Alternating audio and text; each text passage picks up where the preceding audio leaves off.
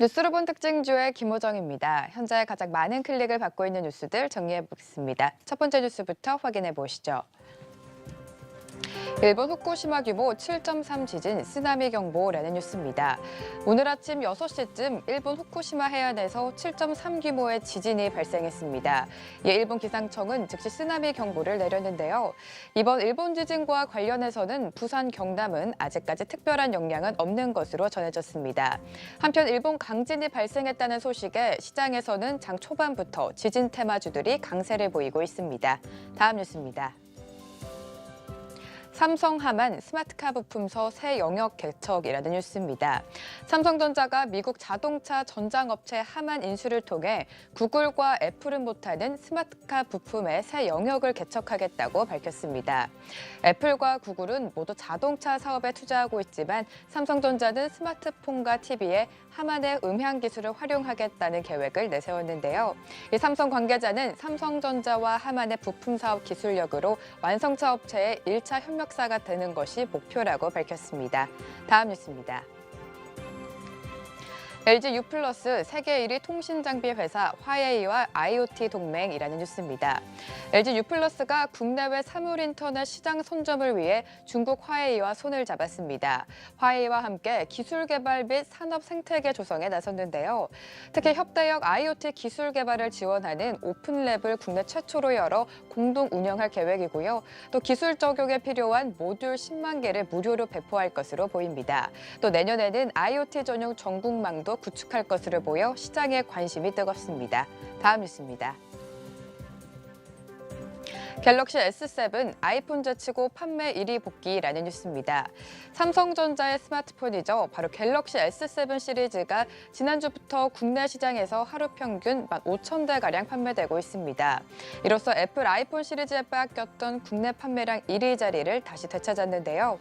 삼성전자는 다음 달 검은색 갤럭시 S7 엣지 모델을 추가로 선보이면서 판매량을 더욱더 늘릴 것이라고 밝혔습니다. 다음 뉴스입니다. 트럼프가 끌어올린 달러, 1달러의 1유로 시대 눈앞이라는 뉴스입니다. 트럼프 후보가 미국 대통령 당선된 이후 미국 달러화 가치가 유로화와 맞먹을 만큼 급등세를 타고 있습니다. 트럼프 당선 이후 2주간 유로화 대비 달러 가치가 4% 이상 올랐는데요. 1달러와 1유로의 가치가 같아지는 이른바 페리티 현상이 14년 만에 재현될 것이란 전망도 나오고 있습니다. 마지막 뉴스입니다. 연말이면 뜨거워지는 기관의 중형주 사랑이라는 뉴스입니다. 연말로 갈수록 중형주 투자에 대한 관심이 높아지고 있습니다. 통상 연말에 기관 투자자들의 수급이 중형주로 몰리는 데다 이 코스피 지수 대비 밸류에이션 매력도 높아지기 때문인데요. 이 전문가들은 실적 대비 주가가 저평가되어 있는 종목에 주목하라며 롯데푸드와 풍산 등을 꼽았습니다. 지금까지 뉴스 살펴봤고요. 이어서 특징주들 살펴보도록 하겠습니다. 첫 번째로 만나보실 종목은 지진 관련주인 포메탈입니다. 앞서 살펴드린 것처럼 일본에서 강진이 발생했다라는 소식에 장 초반부터 지진 테마주들이 강세를 보이고 있습니다. 현재 포메탈이 6.55%, 6.43% 상승한 4,485원 터치하고 있습니다. 다음 SK하이닉스 살펴보시죠. 이 하루 만에 반등에 나서주고 있는데요. 이 모건 스탠리를 비롯한 외국계 창구에 강한 매수세가 들어오면서 주가가 상승세를 보이고 있습니다. 현재 3.06% 상승한 42,000원에 거래되고 있습니다. 마지막으로 현대미포조선 살펴보시죠. 이 수주가 줄어들 것이다라는 전망이 나오면서 하락하고 있습니다. 이러한 발주 축소 전망에 오늘로서 3거래일째 약세 흐름을 보이고 있는데요. 현재는 5.85% 하락한 65,900원에 거래되고 있습니다.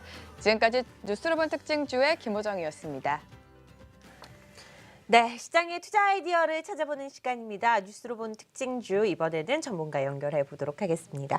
유한타증권 골드센터 영업부 박우신 차장 전화 연결되어 있습니다. 안녕하세요.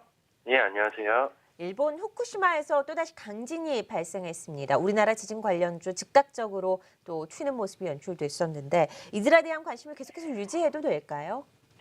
일단 기조적인 변화라고 좀 보셔야 되지 않을까라고 생각을 하고 있는데요. 일단 팩트는 일본 후쿠시마의 규모 7.4의 강진이 또 한 번 발생을 했고요. 우리나라 시간으로 한 6시 기준으로 좀 발생을 했는데 일단 두 가지 측면에서 좀 말씀을 드리려고 하는데요. 일단은 먼저 일본 정부가 발빠르게 대응을 했다라는 측면, 사실 우리나라 지금 정세하고는 굉장히 비교가 되는 그런 모습들인데 어쨌든 간에 발빠른 일본 정부의 대응이 오전 7시에 기자회견으로 좀 이어졌고요. 추가적인 큰 피해는 없는 것으로 현재 나와 있습니다. 하지만 어쨌든 간에 일본도 마찬가지고 우리나라도 올해 들어서 여러 가지 재난들이 있었지만 특히 지진에 대한 부분들이 지속적으로 좀 발생을 했잖아요. 그래서 그러한 부분을 감안했을 땐 이러한 부분들이 과거에는 일회성 요인으로 주가 측면에 반영이 됐었다면 앞으로는 좀 기초적인 관심을 좀 가질 필요는 있겠다라고 정리를 해야 될 것 같고요.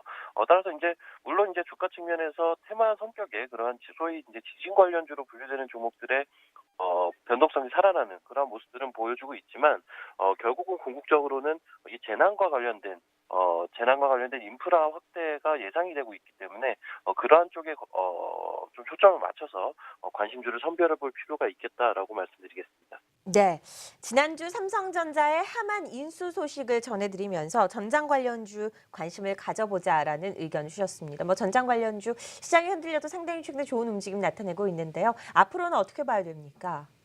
이 자동차 전장 산업이라는 게 뭐 다른 산업도 몇 가지 뭐 포함은 되겠지만 소위 말해서 이제 지속적으로 성장이 현재 발생을 하고 있는 대표적인 산업군으로 분류를 해볼 수가 있거든요. 그래서 일단 지난주에 삼성과 하만의 그러한 M&A가 있었고요. 이러한 부분들 같은 경우도 일단 규모 면에서 굉장히 임팩트 있는 그런 M&A였죠. 그래서 삼성그룹 자체의 전장산업 진출 결코 단기간으로 볼 수 없는 중장기적으로 굉장히 긍정적으로 산업군을 대할 수밖에 없는 그러한 중요한 소식으로 분류를 해보셔야 될 것 같고요.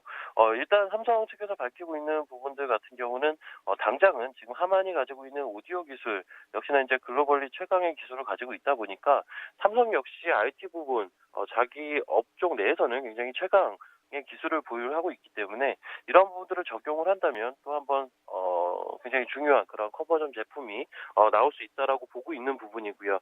기본적으로는 전장 산업에 기초한 그 밖에 다양한 분야에서 삼성과 하만의 협업이 기대된다라고 보셔야 될 것 같고 전장 산업 같은 경우는 지속적으로 관심을 가져야 되는 그러한 산업군으로 분류를 해보셔야 될 것 같습니다. 네, 코스닥 시장이 반등 시도를 하고 있는데 뭐 반등 규모가 오늘 개장 초보다 상당히 꺾였습니다. 최근에 이런 움직임이 계속해서 일어나고 있습니다. 중소형주에 대한 전략 어떻게 세워야 될까요?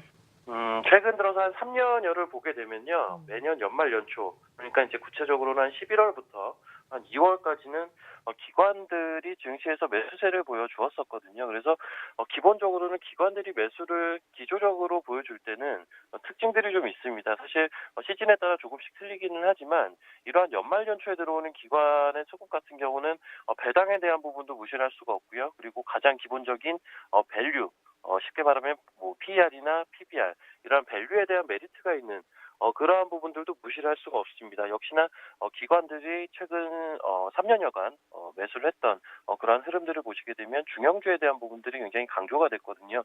중형주 같은 경우는 대표적으로 증시 내에서는 밸류 메리트가 있는 그런 업종의 종목들이 많이 속해 있습니다. 그러다 보니까 그러한 쪽으로 기관의 중형주에 대한 수급이 발생을 하고 있다라는 해석이 좀 가능할 것 같고요.